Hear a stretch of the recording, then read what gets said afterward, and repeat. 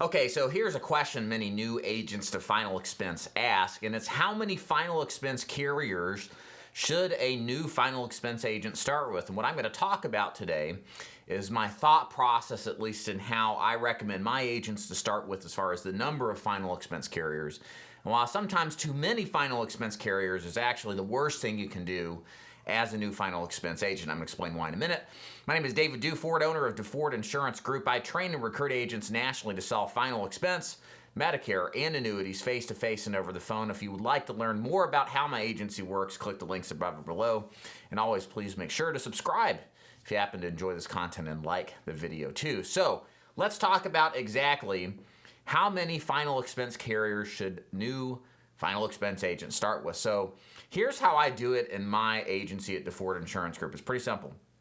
My goal is to pick the lowest amount of carriers that can cover the most in a complete way possible. In other words, what I'm trying to do is cover the major conditions that I know that my final expense agents are going to run into, but not have too few carriers to where they won't be able to cover those conditions and potentially expose themselves to not getting sales they could get, or putting on inferior coverage that will get replaced 3 to 6 months down the line. And this is a moving target for me currently. It's late 2021 when I'm filming this.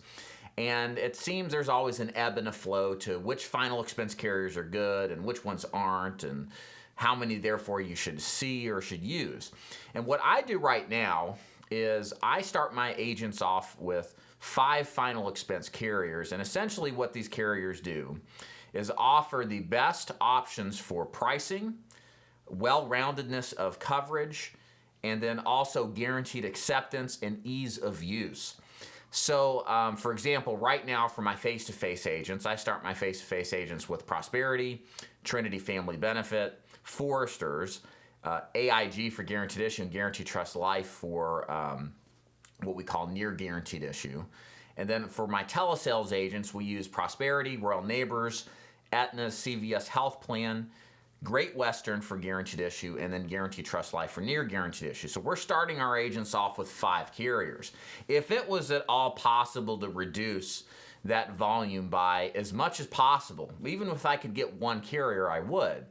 But the problem that you're going to have as a new agent is walking the line between having too much complexity and too little simplicity, in that it opens you up to being replaced, or it overwhelms you with too many options. So right now, as I see it, right now 5 is the best choice. But realistically, the takeaway for you guys, if you're getting into the business or maybe you're thinking about starting an agency, the ultimate answer is as few as possible to cover all the major parameters of underwriting.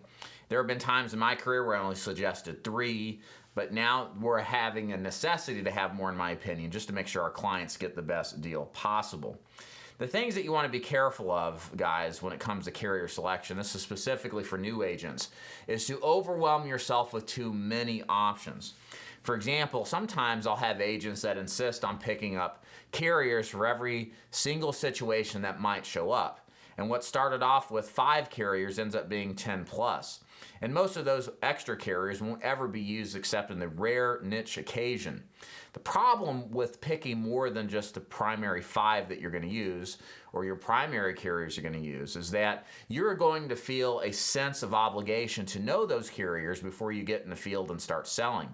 And the requirement to know and understand and to be able to complete the application, communicate the value of those carriers to your clients, is just going to stack up the requirements of knowledge that you feel you need to know before you really do what is necessary to be successful in this field, which is seeing people, asking them what they want to accomplish, figuring out what their problems is, and closing them. So it's important as a new agent to have just enough to do the job, but no more.